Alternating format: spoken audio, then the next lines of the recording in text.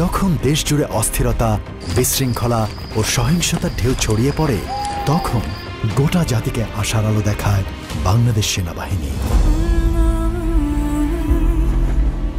আমি ঘটনাস্থলে পৌঁছানোর সাথে সাথে একটি মা এবং একজন শিশুর লাশ দেখতে পাই। সাথে সাথে তাদের সম্মান রক্ষার্থে আমরা আমাদের ইউনিফর্ম দ্বারা তাদেরকে আবৃত করি। তারা এই যে আমার ইউনিফর্মকে বিশ্বাস করেছেন, বাংলাদেশ সেনাবাহিনীকে বিশ্বাস করেছেন, এটাতে আমি গর্বিত।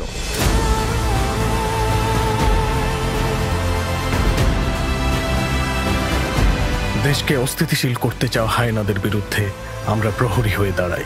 সন্ত্রাসীদের জন্য বাংলাদেশে কোনো নিরাপদ স্থান থাকবে না, সেইভাবে আমরা বিভিন্ন অভিযান পরিচালনা করে আসছি এবং সেভাবে অভিযান পরিচালনা করব।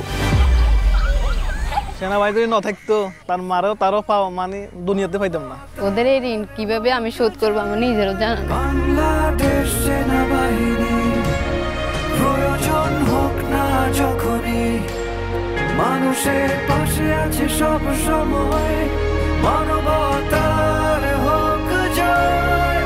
স্যার, আপনারা জাগর খুঁজতেছেন না স্যার? তাগেরও কাজকে স্যার পলি পাংশা এবং স্যার কুর্তাজরি এলাকায় দেখা গেছে স্যার। কি বলেন?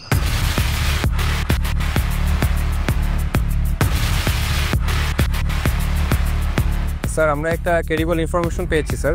আগামী 7 দিন ওরা এই এলাকায় থাকবে স্যার। মেসেজ কপিড, আমরা এখনই প্রস্তুতি নিচ্ছি।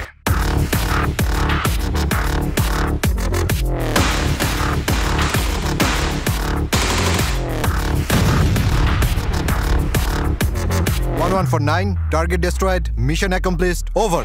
আমি সৈনিক, আমি বাংলাদেশের, আমি নির্ভীক, আমি লাল সবুজে।